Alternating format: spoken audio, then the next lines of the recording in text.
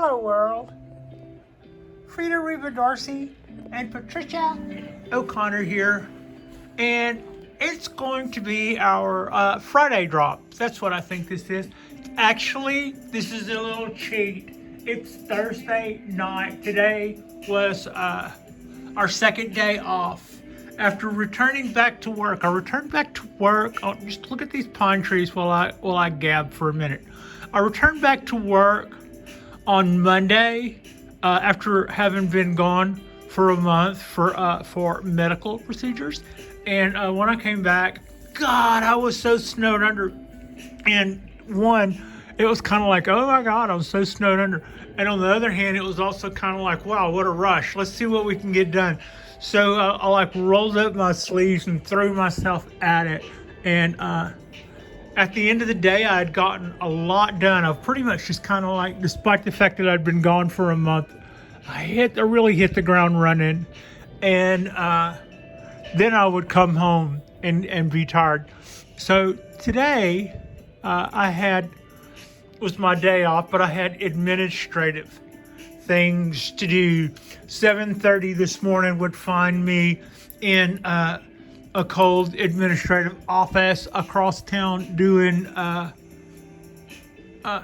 things for my my disability had gotten hung up. If you know you're going to go have a surgery or go have a procedure or something and you want to keep your paychecks rolling while you're not at work, you file for disability. And mine had been hung up and I was running out of my reserves waiting on it when, lo and behold, out of the clear blue, I got a call from those guys and they went, hey, did you get that thing we sent you? And I'm like, well, no. So their solution to that was to have my rusty butt at their office at 7:30 in the morning with a little bit of paperwork, which we did. And then I came home and contemplated life for a minute. Having had a very successful meeting, it all went very well. And then about an hour and a half later, I looked at Frida and said, let's take a little nap. And I needed it. I did. I needed it. Why are we looking at pine trees? Because I have 8. I have 8 pine trees. And the really cool thing about that is I went from a little intimidated by the pine trees to having 8 of them. And that's not near enough.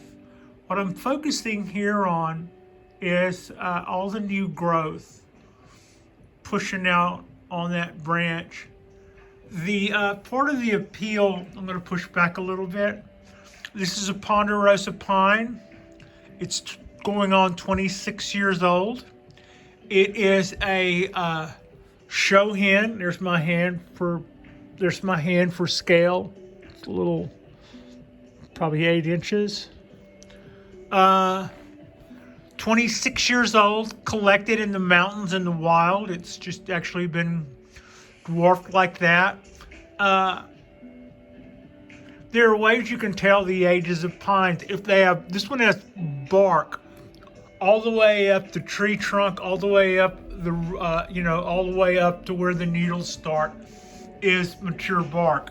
Whereas this 3-year-old pine is 17 years or 12 to 17 years away from that. It takes them, 15 to 20 years to get bark all the way up the trunk. And then it takes another 20 to 25, I think, if I remember correctly, to start seeing bark chase down the limbs of the tree. And those are all kind of like watching anything that you know very well go through its different stages of life. You can, in a lot of ways, gauge the age of a pine tree by whether or not it has bark, where it has bark, and how much bark it has. When it comes to like the black pines and stuff, they even will start equating the thickness of plates with years, and I haven't gotten into all of that yet. But what I am doing is I'm just kind of taking a minute to, this isn't going to be a real heavy video, or I would have started off heavier than that, just diving into we're looking at 2 Japanese black pines and a Ponderosa. Now, this Mame, some of you will recognize from my answer to the $50 challenge. We potted up this tree a few weeks ago, and it seems to be doing nicely. I went back with the same soil that Eric had been using, which was the very, very clean and light perlite, and it was in a larger container then. Actually, it was in this. So we went from that to that. So that would have been probably, I think it might have been a little bit of a mistake going back with the perlite, because it's really hard to water and not have even a little bit of stream. Want to wash out the perlite, which loves to float. It just wants to float out of there really fast. So I did go through and sift out a little finer akadama here the other night, and I've been sprinkling that on the top. And the idea is one or the other. If I water, and even when I water lightly, if I water, if there's just a stream, I'm not going to mist it. I want to actually have water, and I want it to run out of the bottom. And when I do that, I will just watch that perlite all float up, and some of it would want to rush over to this side, even if it was draining correctly. So by putting a little bit of akadama on the top, it will A, slow that down, and 2, anything that floats out from under it will then be replaced by it. So akadama will start working its way down in there a little bit, if that it really is an issue. And other than that, I would say this little tree so far has showing the signs of being a little trooper. It's a Mame. It's a Japanese black pine. I purchased this tree from Eric at Bonsai in San Francisco. He does have a little bit of a mail order business going. So if you were to look him up, you would be able to do likewise. And his shipping is really fast. Got here faster than I thought it would. In fact, fast. So I'm really happy with this little Mame. So far, it looks like it gets watered every day, which is not something you would typically do for a black pine. However, that size pot, it does go dry every day. I don't know what the root ball down there in the bottom is looking like, but I do not want to bake that tree right now. I haven't had it long enough for the needles to get yellow from overwatering. But let's talk about that. When I first got back into bonsai, I got into bonsai as like a 12 or a 13-year-old. I went to a trade show with my parents, and it was a garden trade show. And I believe this one was in Dallas, Texas, as I recall. And there was somebody set up that had in that trade show. And to me, it was the most fantastic thing I'd ever seen. It was a very large, very cool specimen tree bonsai show. I mean, it wasn't a bonsai show, it was a bonsai booth in a nurseryman's convention. And I just thought that was the most impressive thing I've ever seen. And as a nothing-year-old, I just was intimidated by the pines and the junipers and the redwoods, I believe is what I was looking at the time. So with that, I began to dig up stuff in the woods behind the house and put it in small pots and mostly kill it. But I would put wire on it and twist it all up and They were a lot of little oaks and a lot of little hollies and yopons that would get the little red berries. I always thought as a kid, those would look almost like little scaled down apples, the little holly berries. And I would put wire on them and bend them in all different kind of shapes. But then, like as teenagers tend to do, it was no time at all that something like a squirrel, something else had gotten my attention, and I was off to the races, both figuratively and actually. I seem to recall at some point. I think I was in the hospital from a motorcycle accident from a bad day at the track, and my mom telling me that my grandmother came down and took home a couple of my bonsai trees because she wanted them, and me going, oh yeah, that's really good, because I had already switched gears and she had already probably been watering them or something. That's just kind of what kids do. But it's funny, you can come back. And when I first got into bonsai the second time, it was while I was decorating this apartment. The photographs on the wall, these large black and white prints, these are mine. I had carded all of these prints, and that color went there too. I had carded all of these prints around as ones and zeros in a digital file for years, waiting for the day that I could take the time to have them developed and framed and matted. And those are actual photographs. And so it took a little time to decorate my apartment, and it was while then that I got a couple of wisterias, and I'm like, wisterias are really easy to grow. Actually, let's qualify that. Everything is really easy to grow somewhere. That thing that's impossible to grow, grows on the side of the road somewhere and can't be killed. Those orchids that are just so hard to grow, you get them from the department or you get them from the grocery store, and 6 months later they're out there in the garbage. Those grow in the cracks of trees somewhere, and you couldn't kill them if you wanted to. But so everything grows easy somewhere. Don't be intimidated by that. But I was always a little intimidated by the grandeur of the pine trees. Plus, when it comes to bonsai trees, they're always a little jump. They're always a little pricier. A 2-year-old bonsai pine or a 2-year-old pine tree still costs more than a 2-year-old, Anyway, that kind of seems to hold that mystique up a little. And again, I'm going to show all those buds coming out.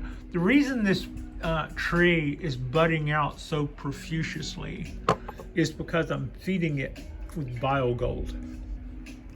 So when I first got into the bonsai, again, as a grown-up adult, I was a person living in this apartment, and I really loved the idea that I would be able to keep this apartment going, just me, by myself, without having to worry about somebody else, just me and my little dog. This is not too much for me to keep going and have it look the way I want it to, whether it's clean or messy, but decorated basically the way I want it to. And it's on the part of town I want it to be in, and I can kind of afford, this isn't all that, but this is where I can afford to hang out without a lot of trouble. And so I've got my little job at the hardware store where I work George Jetson hours, basically 3 days a week. And bonsai is the perfect hobby for me. I don't have the perfect amount of backyard to have a huge garden, but that's what makes a balcony. I can't get too nuts. Oh yeah, I know. When it comes to shohin, and mame, I could have 1,000 of these out there on that balcony. But I've also when I first got into it, I was watching a lot of Peter Hahn videos. So, like I said, I started with the wisterias because I knew they were easy to grow. So I went to YouTube and I started typing in wisteria bonsai. And that's how this all started. I fell down the rabbit hole, as it were. So I wanted to start with what was easy, and somewhere along the line, I was like, yeah, I have got myself a proper bonsai starter now. It's in a bonsai pot. It has wire on it. I've been told how to grow it. So that's my wisteria bonsai tree. But does it look old? No. Does it look like it's been trained for a long time? No. Does it look like it's getting expert care? Well, it looks like it's alive and it's in a bonsai pot. Okay, well, let's step it up. So then I got a box tree, or two, as I recall. But the first one would have been the Dawn Redwood, and it too was pretty much a starter. And somewhere I read, go with the starters, go with the cheaper trees, go with the nursery stock that you can cultivate yourself, maybe collect a few things growing out in the yard or something. Don't go digging up anything ancient and trying to see whether or not you can keep it alive. If the answer is no, you just... Anyway.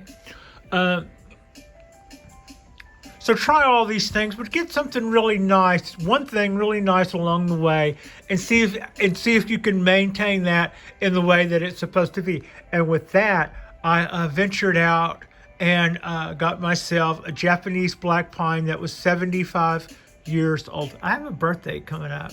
Not close enough to say happy birthday yet, but I do have one coming up.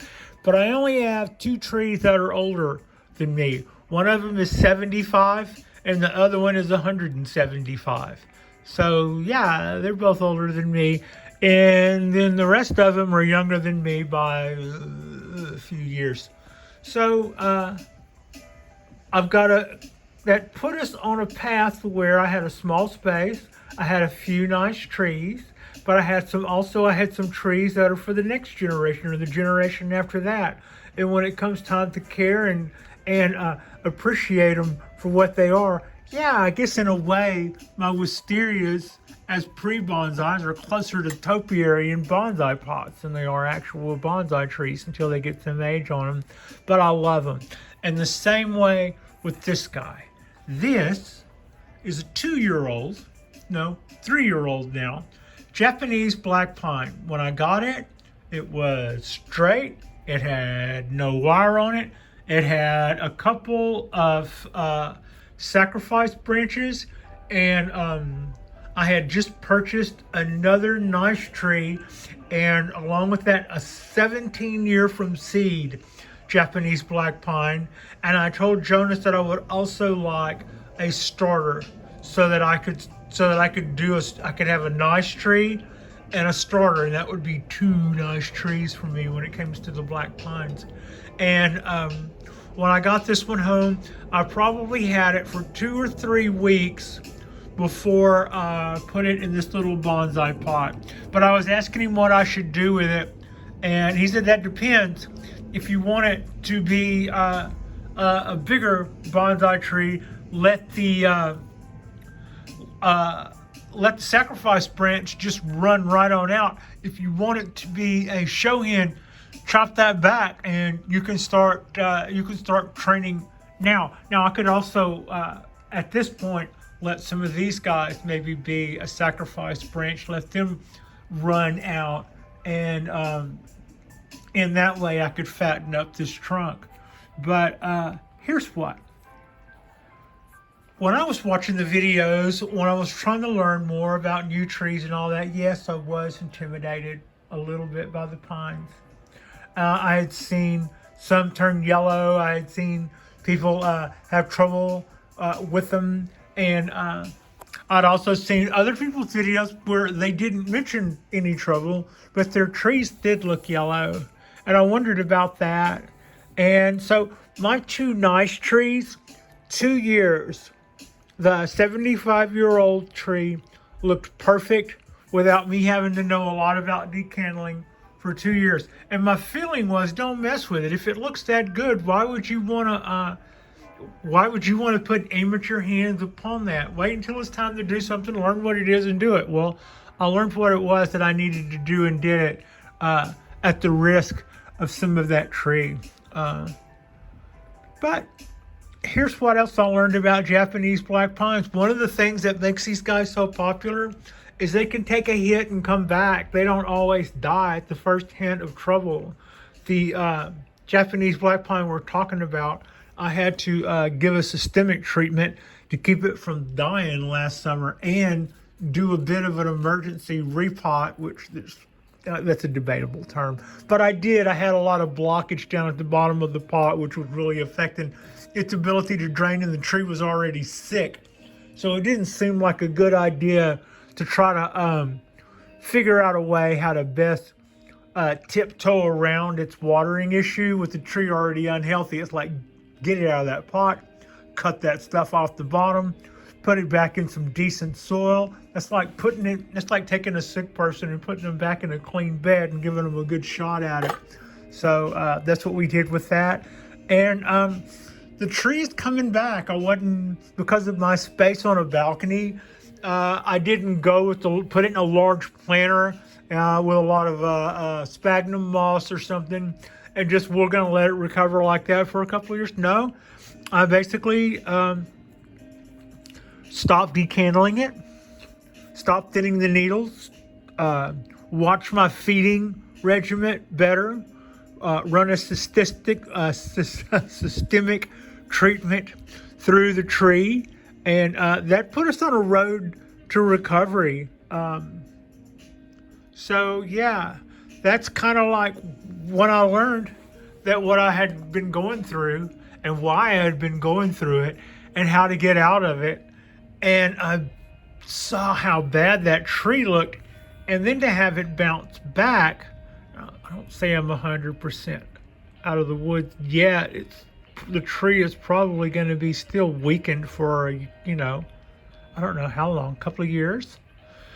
So if I don't mind my P's and Q's, or I haven't learned my lessons well enough, that there could still be problems. But I think the amount of recovery I've been able to see is certainly a good indication that we kind of, I'm not going to say I got this.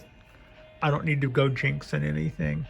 But you say you got something, and that's I learned that also from the motorcycles. About the time you think you got it, it's got you. So, this tree was really enjoyable for me to do. It comes up, I put this bend that comes around from the back. I've got a piece of wire running across the bottom that ties up over here as I twist it. That tightens that little bend up. And then it comes over here. What I didn't do well enough was it's straight from here to here. And it doesn't look, it's okay, whatever. But that was whenever it was that big, that was the time to put some motion in that little trunks ocean. And that's kind of straight. At some point, what can be done about that is I can plant the tree at a little bit of an angle, and that'll help with a lot of that. I love the root structure. I've got this big old heavy root coming out towards the front. No, I'm not going to trim that back. I like that. I've got something like that on one of my oaks too, and I'm going with it. We still have some of these really long needles here. These are the last of them. But this thing has just pushed out buds like nobody's business. I feel really good about what this little tree has done in the year that I have chopped the roots back considerably, wired it, and placed it in this pot, and wired it down, and then wired the trunk, and then cut off the sacrifice branch. And then it has, and then started feeding it. And then I went on its feeding regimen, which was like fall to spring, I believe. So that pretty much has what Scott is. That's kind of how I take care of the Japanese black pines. There's some things that helped me to learn about how to do pines. One thing, Ryan Neal has some videos that you don't necessarily have to be a paid subscriber to be able to see. He's got a couple that are like 10 years old where he is, I think, presenting or a presenter at a class. And it looks like a classroom setting. And there's like one is a two-parter. I believe the first part is for the uh, two flush pines, which would be the black pines and the red pines, and how you basically treat them. The reason you get more than one flush out of a pine tree is certain species of pine trees, those species specifically, were grown in coastal areas where they were subject to storms, hurricanes, or the like. And it might be that the trees would stay planted in the ground but be stripped bare. So they adapted the ability to lose their candles, which is what we call the little shoots that come up with new growth. And then if they do that, what they tend to do in response to losing that is they flush out with many more buds around that. So what you would do, and that's the reason why we cut the candles, is it helps us to control the height of the tree, but again, not the main reason, or we could do that any time of the year. It helps us to increase bud growth, which helps us to select typically two buds that are across from one another, or across from one another, and we can wire this way. So if you've got like a little cluster of buds, pick out two that look the same. It might be that one is a little weaker, so you do away with it, and then that pretty much tells you that you're either going to go with these two, or these two, knowing that that if you went with these two, you could do that and then still wire it to get something like this out of it. And what that does is just, you don't want too many clusters of buds in one place. You get things that start getting out of shape, out of proportion. You want to do your twos, and then buds come off the end of there, and you take those candles back, and then twos come off of there, and that's how we build our ramification. So we increase the tree moving forward, and it always wants to grow taller. It always wants to be dominant on the top of the tree. So at some point, it will begin to make little sprouts down here, but if they're not getting enough light, they will die off quickly. It's like they're little tests that the tree is doing, and they have to pass or fail really quick. So needle pruning is where you would look at an area of the tree. Let's look at an area of the tree where it has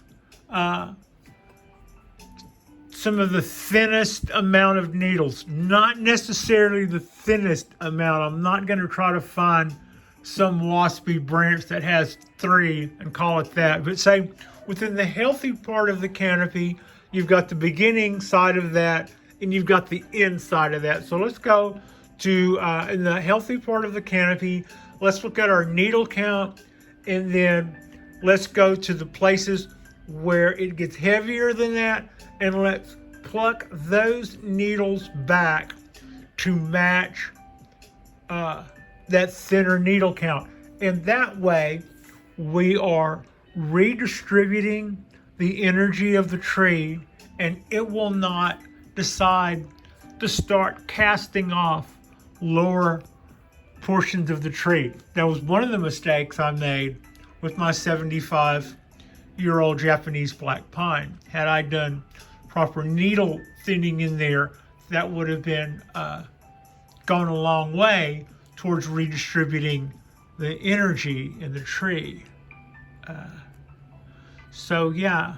Now, like I was saying earlier, the second one of those 2-part videos, which was a big help to me, I go back and watch them every once in a while just to refresh, had to do with single flush trees. And you do them a little differently. And by single flush, there was several, but the main one that we tend to think about in bonsai is the white pine. There are many others that will fit into that category.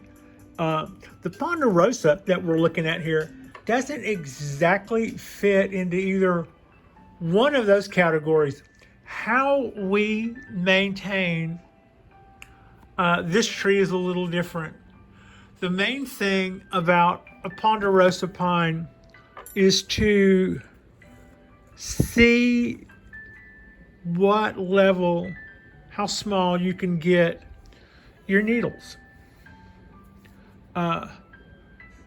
This tree got rattled around in a box when it came here for an enormous amount of time. And I think, but you can see some of these needles here are quite long. The shorter ones, they will probably get that long.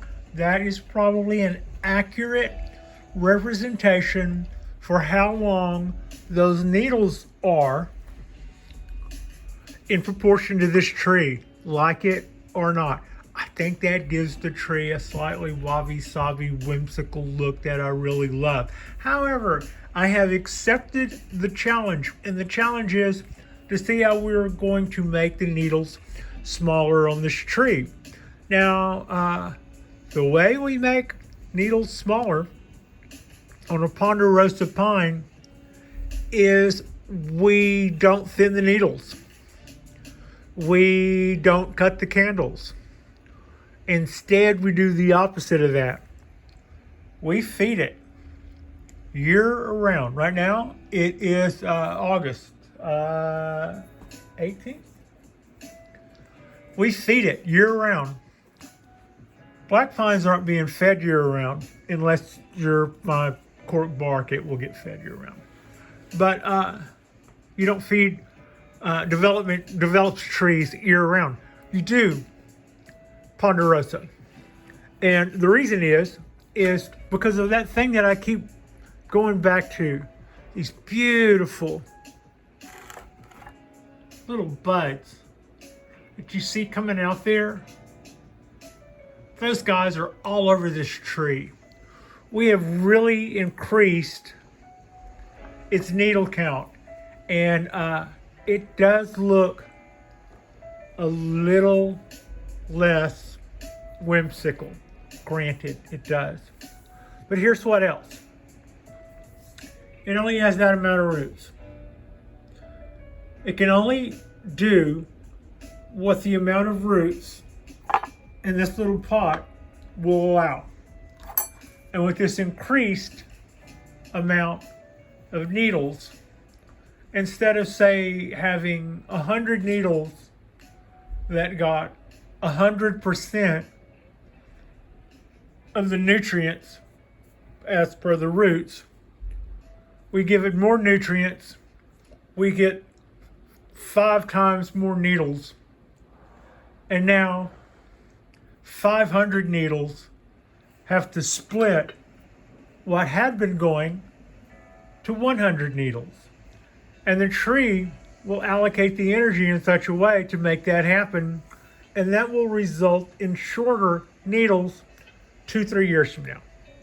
In the meantime, I get to feed this guy, which feels really good. Also, this is a great time to show this little tray. I didn't bring 3 trees in and set them down on my turntable. I brought the whole tray in. This little brownie tray, basically that's a tin brownie dish with some leftover akadame in it. And every time I water these trees, the moisture collects down in here. It stays down in there. When you're just, the trouble that I had learning how to do show hen trees, basically most of those troubles went away with this one trick. It helps to keep the pots from getting as hot. Quite often the trees will send roots out of the bottom of the drain hole to give it a little hedge against its minimalist environment, which is fine. Easy to trim that off. In the meanwhile, I don't want to really increase the root mass, but if it wants to have a foot in some moisture soil to help it hedge against a really hot day, I think that's a good idea. We're not going to grow a whole lot more tree if I keep it, you saw underneath there, that was just one little. But that's also what they'll do in the wild. One of these will grow in the crack of a rock, and you might not notice, but the crack might be, 100 yards long. Well, so does that one little root, and it tries to use that as a bank in between rainfalls. So that's also a good sign that the tree is, doing its thing and perking along. I really am enjoying the amount of time that I get to spend working on my pine trees. I have gone from slightly intimidated by them to absolutely emphatic with them. I want to do a table with just a whole ton of them. I would like the idea of having more to do on the day-to-day with the black pine. We're going to keep it slow and simple for a minute. We're going to see if we can go nuts, but we're not going to show it right off. So yeah. Anyway, that is a little bit about what I've picked up. Basically, I didn't know anything about black pines when I got my first one or two, and that didn't even show up for a minute. I would recommend being more proactive than I was, or it may cost your tree some health. But even then, if you see that something's going wrong and you're proactive, you can kind of bounce right back. The main thing they will also do is they'll do this thing where it's not like with your some of your other trees where come fall you're going to expect to see your leaves turn yellow and then fall off. Pines will exchange needles. Their black pines are going to do it this time. Ponderosas are going to do it at this time. But even then, within individual trees, they can be a little bit more individual about it. And if you walk out amongst your trees and all of a sudden you start seeing a bunch of yellow needles, that can be a little troublesome. Just know that doesn't always mean anything. When you see a bunch of yellow needles, do you also see a lot of little green shoots, which are new needles that are coming on to replace those? If so, you're just seeing the natural change of things. Also, an overwatered pine will yellow the needles. What overwatering does was it stops them from synthesizing, and if they're not synthesizing, no photosynthesis, then they yellow out. That's not the same as dying needles. Continue to overwater a tree, or you submerge it in water, or you let some kind of bacteria get going in there because it stayed wet too long, then yeah, you're killing roots, and that will definitely kill the needles. But if you just start to see if a pro looks down at a table full of pines and he sees a spot where they're yellow, he might tell his apprentice, you're overwatering these guys right here, and that is to say that if you stop overwatering them, those needles will green up, as it seems to me in my understanding. Whereas damaged needles are needles that have reached their age, they won't recover. If they've gotten bit by bugs, or they got crinked over and then they have that little line. See, this tree came in shipping. It came to me upside down in a box marked clearly this side up. I know, that's funny, isn't it? So we're going to have some needle damage from that. they don't recover from that. You're not going to take and fix that needle. But if you've overwatered your pine tree, your needles will start to yellow. If you get closer on your balance, they will green back up. If your tree is dying, the needles will yellow and orange and then brown and all that other stuff. And if you stop that process, you will still have to live with whatever color those needles are until they shed and are replaced with new ones. So every turn of colors doesn't always mean what you think it does in the beginning. That's something else that kind of caught me off when my cork bark oak first started taking a little ill. I was trying to get used to whatever cycle it was on, and I'm like, is this happening, or is this just it doing a little restock? Well, it wasn't. We had something, and we had to treat it, or we were going to lose it. So, and even then, the tree forgave me. One of the things, there are so many things to like about pine trees. They're one of those species that when it comes to bonsai, especially the black pines and the white pines and the red pines, they're a little bit like the star of the show. I would say, from my way of thinking, and this isn't just trees I like, I'm just kind of like stereotypical bonsai trees.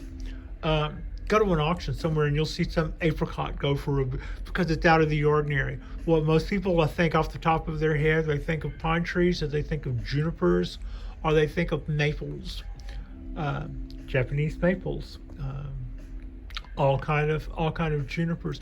California, we have several varieties of junipers that grow here. I haven't fallen into the juniper thing yet. I don't have a single juniper, but it's not like the pine trees. I'm not intimidated by them.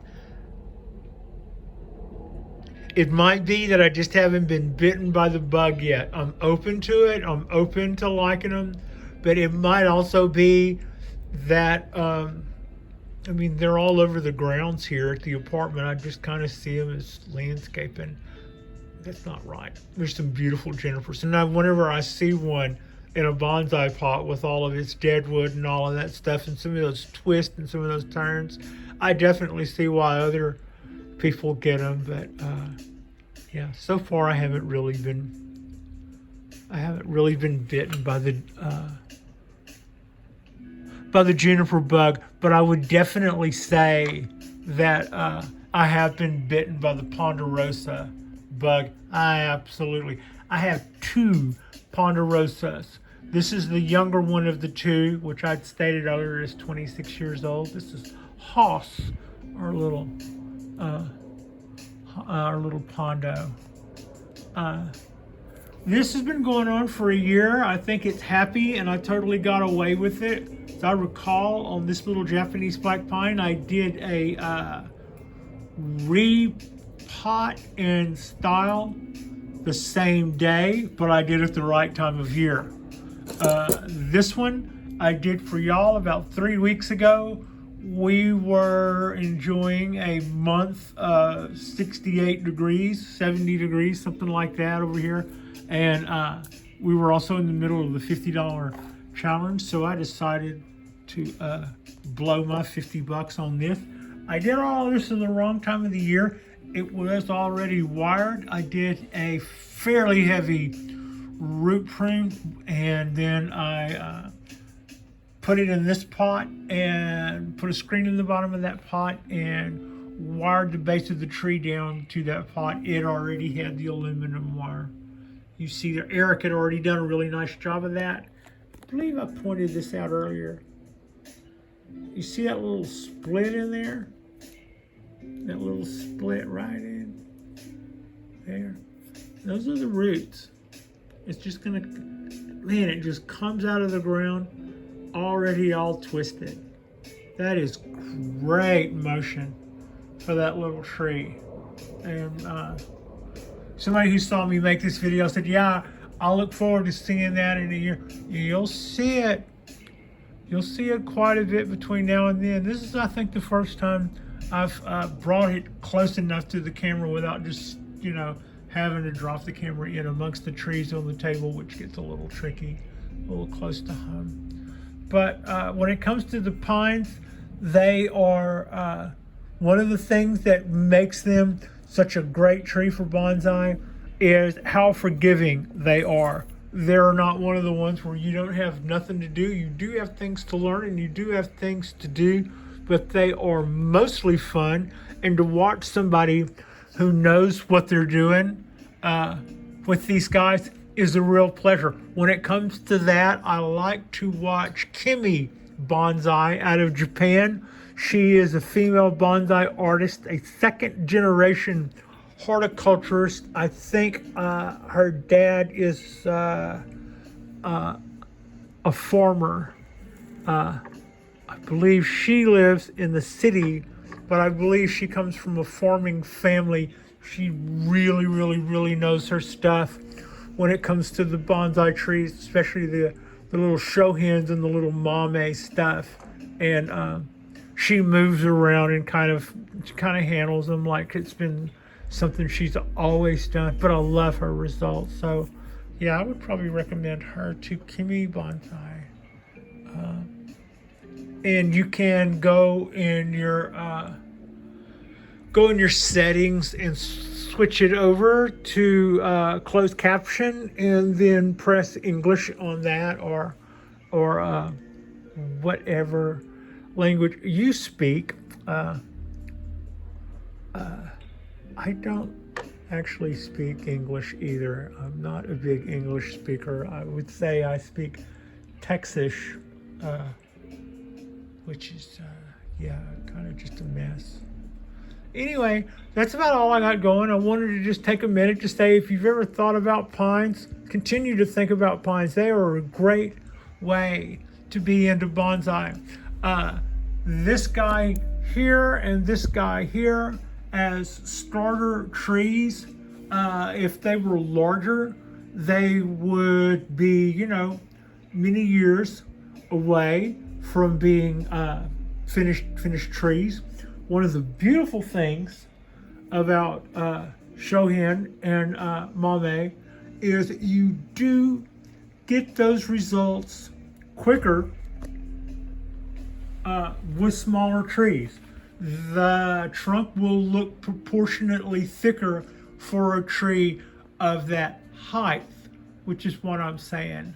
And 4 years or something like that, and we can be looking at a fairly impressive little. Once I've been doing this 4 years, it's already a 3-year-old tree, so no, I'm not saying next year. But 4 years of training with this guy, we're one in, and we could probably have a pretty neat looking little tree. And I would say the same thing with the mame there in the background. So make these trees a foot taller, and I would say 12 years maybe to get the same kind of results. That's just a ballpark. I could be, and to everybody has their tricks and stuff that they learn too. As you can see, I'm letting this guy have its wire. It hasn't really started biting in too much, except up here a little bit. We're going to do it like what you saw me remove the wire on the other black pine a couple of weeks ago. We will let the trunk squeeze out in between all of those bands of wire, and then I will remove it. This tree is on my watch and will have been on my watch since it's 2, and I don't want to find and there will not be a lot of wire buried in the heart of this tree the way one of my other trees is. There, I think you can see the bend in that. All right, this is Goddess. This is our Friday drop. We're going to drop another one before the weekend is over. I know I've been doing a lot of pine stuff lately, but y'all, everything is going well, and there's not really a lot of maintenance for me to do right now. Plus, I have been kind of licking my wounds after coming back from work, but I'm doing fine. Work is going fine.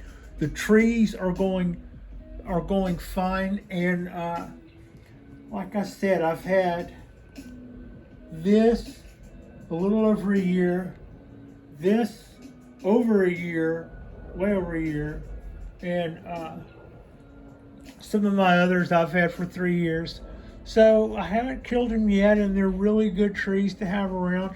They're not as difficult as I thought they would be. Some of the other trees that earlier going in that I thought would be super simple, like the wisteria, for instance, it is super simple. It's really easy to keep a training wisteria tree alive.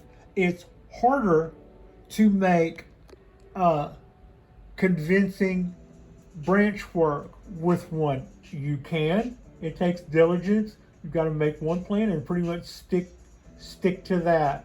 So sometimes easy is relative. Sometimes something's harder to grow because you're trying to grow it in an environment that it's not quite used to. Remember, everything grows easy somewhere. Could be wrong about that, but I can't think of anything that for which that doesn't at least apply mostly.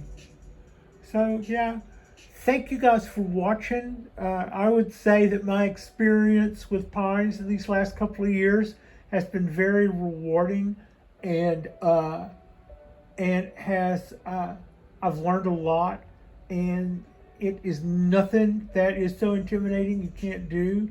I especially have really enjoyed the unexpected surprise of loving the Ponderosas. That's an American species, and you'll see me probably, I don't think 2 is enough of those. I need to work a little bit more on seeing where the next little Ponderosa is coming from. Maybe we'll do a flat of little seedlings and try to get all those guys started, sell some off, and pick out 1 or 2 for ourselves based on probably nothing more than a vibe. But yeah, that's it. That's kind of our vibe for our Friday bump. And thank you so much for watching. I appreciate you, and lovely Frida appreciates you, and we will do another spot probably on Saturday, if not Saturday, Sunday. And then we'll try to get back into some kind of swing. We are, as like it or not, getting back into our swing. And yeah, like and subscribe if you guys have not already. And aside from the pine trees, I don't just do pine tree stuff. I do have 3 or 4 cypress trees that are my large trees. So I was kind of leading into that earlier. Some of the stuff that I learned when I was learning from Peter Hahn, he was always showing off his bigger trees, and man, that made it easy to jump off there and get some big old huge cypress trees. So my collection is not really one-sided. I've got some older trees, and I've got some starters. I've got some wee trees, and I've got some empire-sized bonsai trees. So yeah, thank you so much for watching.